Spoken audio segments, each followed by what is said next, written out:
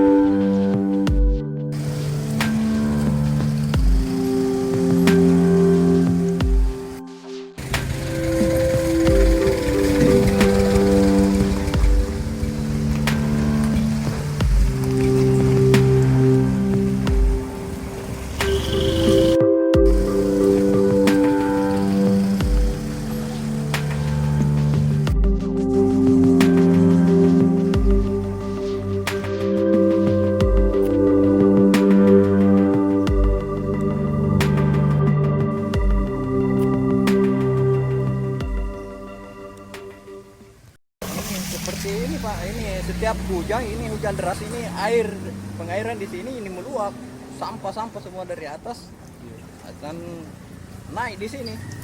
Karena ini faktor utamanya ini Pak. Ini pengairan ini, dangkal ini. Ini dulunya hampir 2 meter dalamnya ini, tapi sekarang tidak sampai 1 meter sekarang ini. Karena banyaknya di sini, di dalam di sini pasir, tanah di sini, batu kumpul di bawah di sini. Oh, jadi dia meluap, akhirnya jalan rusak. Nah ini penyebabnya di sini. Jadi ini solusinya, ini pengairan bagaimana ini, carikan solusi supaya air tidak bisa ya 4 tahun lebih lah. sudah 4 tahun lebih Pak ya. Iya. Oh, ini jalanan pas kira-kira berapa meter Pak ke sana kerusakannya? Hampir lebih 200 meter. Lebih 200 meter Pak.